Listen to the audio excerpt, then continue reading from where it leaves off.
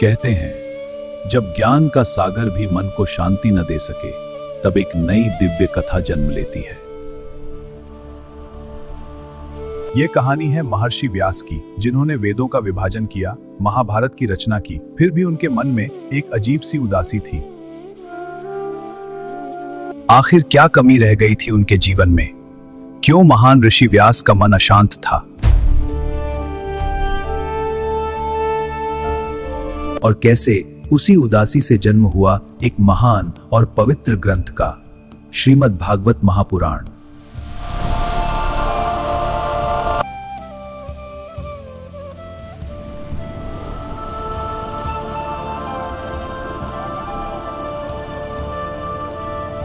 घोर कलयुग का अंधकार धरती पर छाने ही वाला था। तब 88,000 ऋषियों ने मानव जाति को बचाने के लिए एक महायज्ञ शुरू किया।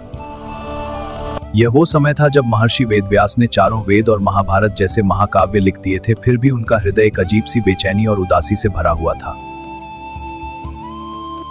उनकी इस पीड़ा को दूर करने के लिए साक्षात ब्रह्मा के पुत्र देवर्षि नारद वहां प्रकट हुए।